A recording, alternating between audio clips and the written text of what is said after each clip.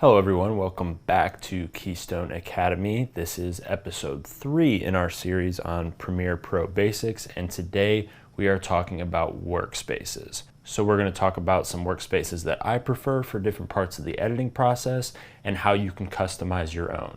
So workspaces really just means layouts. It's different ways for you to organize your windows within Premiere to make things more easily accessible to you.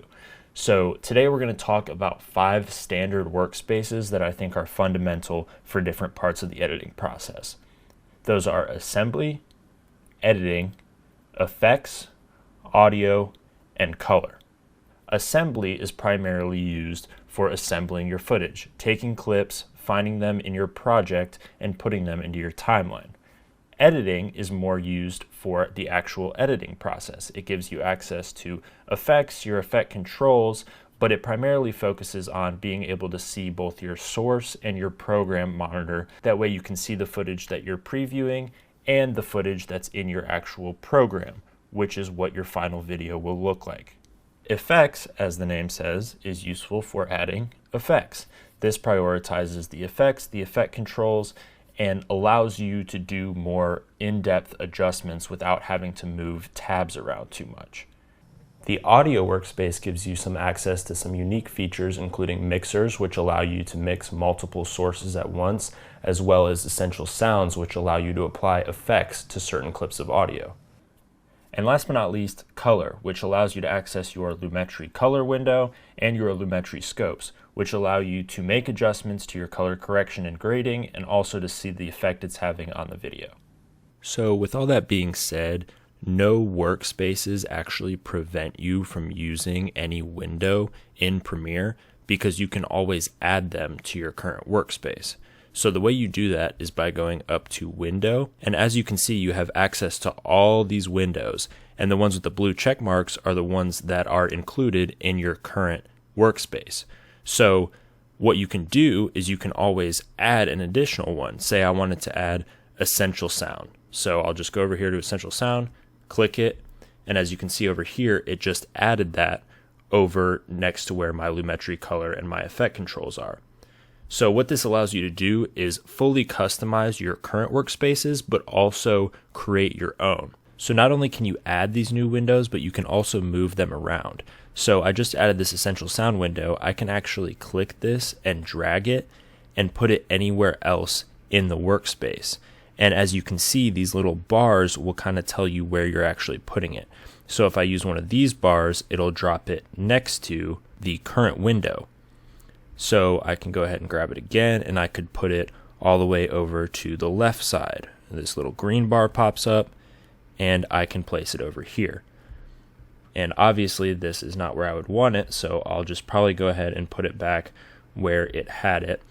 And as you can see, it's now making all these changes, so I can readjust the size of everything. Let's say I want this to be this big. I want my sound meter to be about this big. And then I can grab this and bring this back over since it cut everything off when I dragged it to the left side of the workspace. So as you can see, everything is customizable, everything is movable. And when you make these types of changes, what you can actually do is go up to the workspace that you're working on, and you can save it as a new workspace. So if I were to click this, save as new workspace, I could now name it.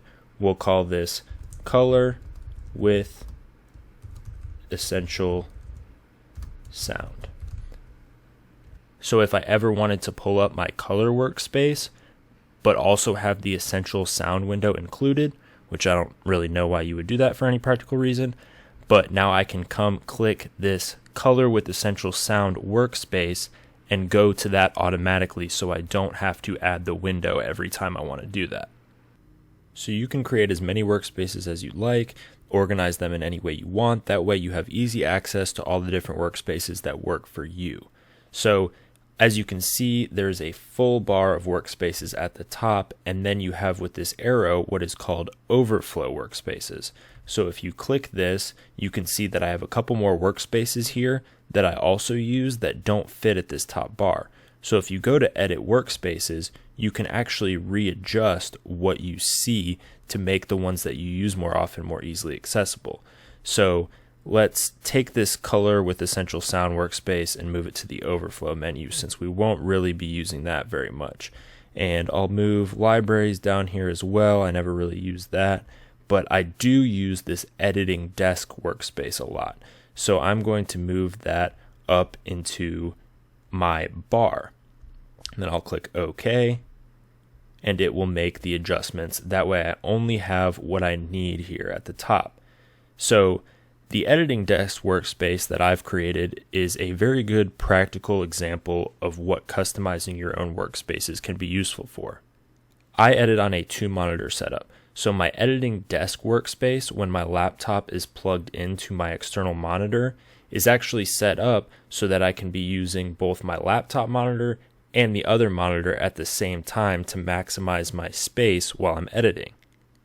If we take a closer look, you can see that my laptop monitor gives me access to my source and program monitors, as well as my Lumetri scopes.